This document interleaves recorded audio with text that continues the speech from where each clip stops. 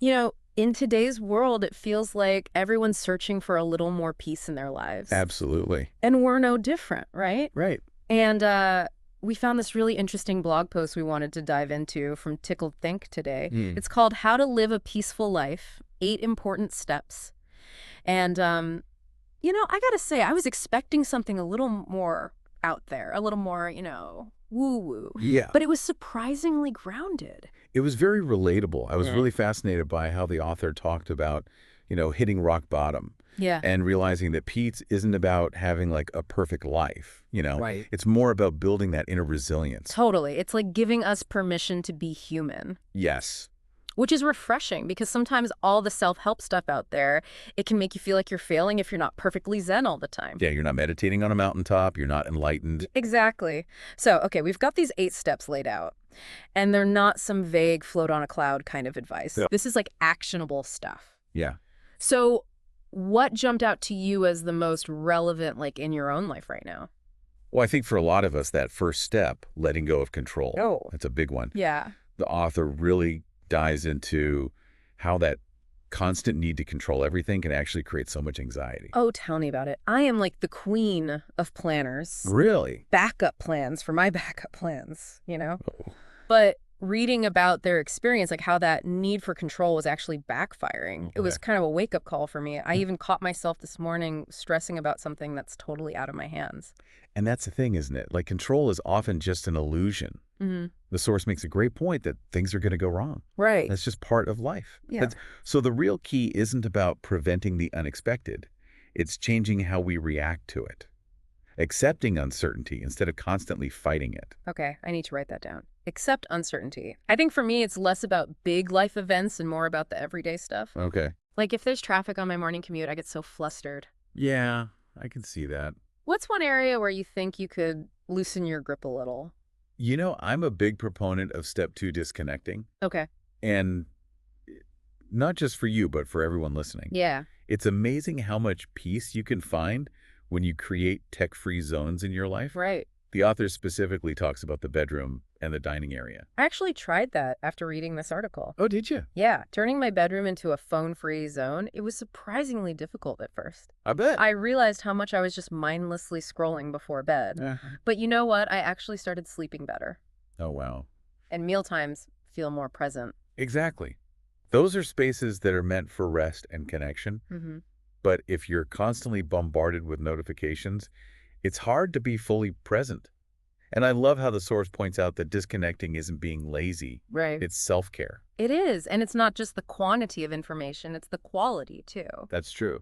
Constantly consuming negative news, it can really drag you down. Oh, absolutely. The author even talked about rediscovering simple joys after disconnecting. I love that. So I'm curious, what's one tech habit you could break to carve out a little more peace in your day?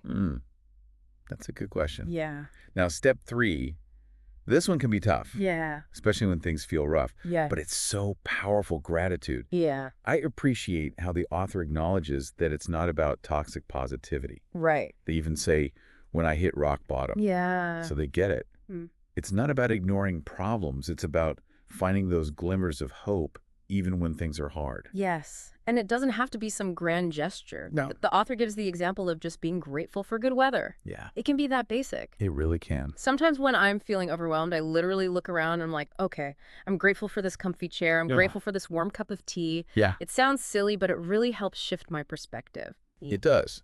It's about intentionally focusing on the good, no matter how small. Yes. So what's one tiny good thing that you can appreciate right now, even amidst whatever challenges you might be facing? That's beautiful. Okay, step 4 hits close to home for me. Okay. And I bet for a lot of people listening too, being kind to yourself, Yeah. that inner critic, Those. this admits to being their own worst enemy sometimes. Right. And honestly, who hasn't been there? Mhm. I know I can be incredibly hard on myself. It's so common, but it's also so damaging. Oh, yeah. to our confidence, our self-esteem. Yes. It can lead us to second-guessing and fear of taking risks. Absolutely. And it creates this vicious cycle. Yeah. You beat yourself up so you feel bad, so you make more mistakes, and then you beat yourself up even more. That's exhausting. It's exhausting. The author talks about the importance of treating yourself with the same compassion you would offer a loved one. Yes, And that's a powerful shift in perspective. it is. Imagine if you talk to your best friend the way you sometimes talk to yourself. Oh my gosh. It's almost shocking, right? It is. So how about this? Catch yourself when that inner critic starts to spiral, and instead of berating yourself, Yeah. try offering a word of encouragement like you would to a friend. It might feel awkward at first, Yeah. but it can make a world of difference. What do you think? I think that's a fantastic challenge for all of us to take on. Yeah. Small acts of self-compassion can go a long way. Now, step 5 feels particularly relevant to today's hustle culture world. Setting realistic goals. Mhm. I think a lot of us feel this pressure to constantly be pushing ourselves to the limit, Oh, yeah. which can lead to burnout. The author actually talked about how setting unrealistic goals was a major source of stress in their own life. Because it's not sustainable. Right. We're not machines. The source emphasizes that setting realistic goals isn't about settling. It's about creating sustainable growth and avoiding that overwhelm that can just steal our peace. Yes, and it's about recognizing that progress isn't always linear. There will be setbacks. There will be challenges. But if we set goals that are actually achievable, Yeah. it makes the journey so much more enjoyable. So I'm curious, what's one goal you're working towards right now?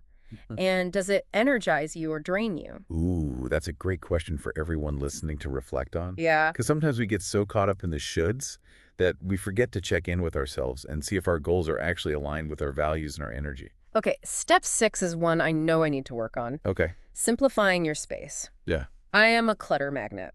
Oh, really? Oh, yeah. But the source had some great advice here. Huh. Don't try to overhaul your entire life at once. Start small. One drawer, one shelf. Just overcoming that initial resistance is key. Absolutely, because the source also shares how that initial anxiety gives way to this feeling of calm once the clutter is gone. Totally. They even talk about feeling like they could think more clearly. Less visual chaos, less mental chaos. Right. It makes total sense. I know when my desk is a disaster, I feel so much more scattered. Oh, yeah. What's one clutter spot you could tackle today for a quick peace boost? Ooh, maybe that overflowing inbox. Oh, yeah. Or that junk drawer we all have lurking somewhere. Ooh, good ones. I'm feeling inspired to tackle my desk drawers now. Okay. Okay, step 7 is a biggie. Setting clear boundaries. Yes. And this one can be tough, but oh, so important. The author shared a really relatable story about the fear of saying no, constantly putting everyone else's needs before their own. It's a recipe for burnout. And resentment, often. And what the source highlights is that boundaries aren't selfish. Right. They're about self-respect. Yeah. They're essential for our mental and emotional well-being. And this line from the source is powerful. The only people who object to your boundaries are the ones who are thriving and benefiting from you having none. Oh. I felt that one. It makes you think. It does. It makes you think. Okay, last but certainly not least, step 8. Practicing forgiveness. And wow, the source gets incredibly vulnerable here, talking about holding on to anger from their childhood and how it was preventing them from healing. This speaks to the core of what the author is getting at, right? That true peace is an internal state. Yes. It's not dependent on external circumstances. Yeah. Forgiveness, as the source so eloquently puts it, isn't about condoning the wrong. Yeah. It's about setting yourself free from the past. It's heady stuff, but so important. And it makes me wonder if we're holding on to that anger or resentment, who are we really hurting? That's the question. The other person or ourselves. Exactly. It's like carrying around a heavy weight for no reason. The source's realization that forgiveness was actually the key to their own healing is such a powerful message. It is, and it ties back to that overarching idea that peace isn't about achieving some perfect state where nothing ever bothers us again. Right. It's about building those internal muscles, those coping mechanisms. Yeah. So we can navigate the inevitable ups and downs of life with more grace and resilience. That's beautifully put. Okay. And I think that leads us perfectly into the next part of our conversation, Okay. where we can delve a little deeper into what it means to truly cultivate peace as a way of being rather than just a destination. I love that being. Peace as a way of being. Yes. So for you listening, hold on to that thought as we continue our deep dive. What does it mean to cultivate peace in your everyday life? We'll be back in just a moment to explore that idea further. I can't wait. So we talked about forgiveness being this act of self-liberation, Mm, but it's easier said than done, right? it really is.